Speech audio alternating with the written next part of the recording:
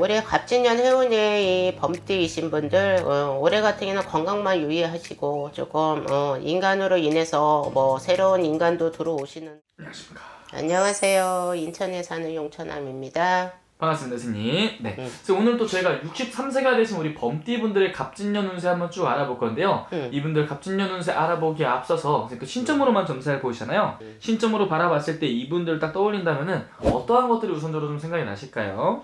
우선적으로는 자수성가를 해서 어느 정도 이렇게 좀 자리 안정이 잡히신 분이고, 또 부모님의 덕이 없어서 일찌감치 마음고생도 많았을 거고, 또 부모님한테 또 사랑도 제대로 받지 못했던 분이기 때문에 조금 보수적이고 고주식한 면도 없지 않아 있으시고, 또 고집이 있어서 또 한우물을 파는 그런 성격이 있으세요. 그리고 또 남자분들 같은 경우에는 기술직이라든지 사업적으로, 그리고 또 말하자면 명예를 가지시는 분들도 꽤나 있으실 거고, 그리고 어차피 63세라고 하면은 남 밑에는 못 있는 사주걸랑요. 근데 여자인 사주 같은 경우에는 1부 종사, 2부 종사, 배우자 덕이 없는 사주라서 어떻게 보면은 좀 홀로 있는 사주가 될 수도 있고, 올해 또 이제 갑진년 해운년은 되게 좋은 해운년이에요, 범띠가.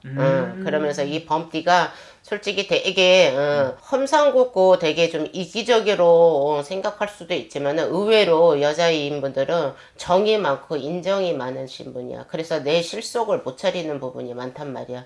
그래서 어떻게 보면 63세가 되셔도 노후에는 조금 마음고생이라든지 여러 가지 또 금전고생도 있을 수는 있어.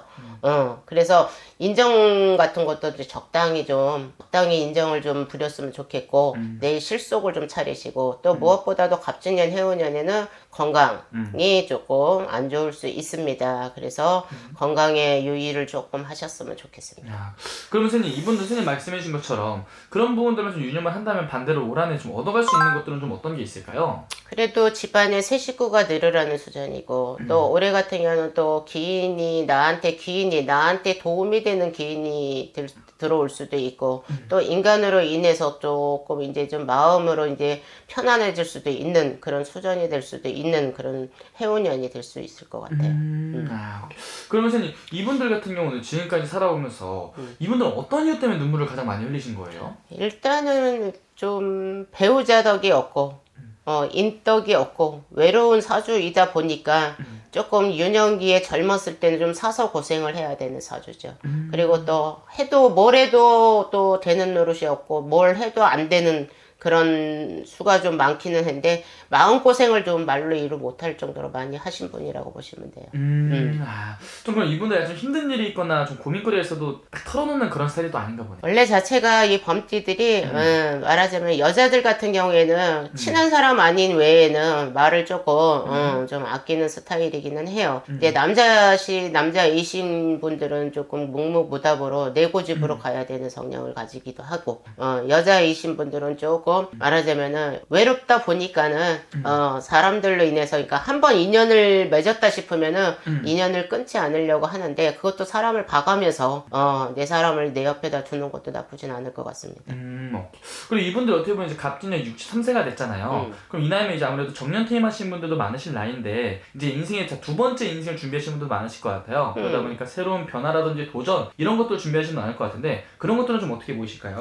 이제는 뭐 말하자면 개인적인 일로, 뭐 말하자면 지금까지 소처럼 일을 해 오셨으니까 이제는 조금 이제 쉬어가는 기간이라고 보시면 될 것 같고요. 그리고 저 개인적으로 본인이 또 나이 들어서 하고 싶은 생각이 있으신 분들은 하나씩 개척해 나가시는 것도 괜찮으시고, 뭐 기농이라든지 아니면 펜션이라든지 이런 쪽으로도 한번 생각해 보시는 것도 괜찮아요. 제가 볼 때는. 그래서 조그맣게 자기가 하고자 하는 일로 이제 건강 생각하면서 좀 여유를 부리는 것도 크게 나쁘진 않을 것 같아요. 지금까지 너무 고생했으니.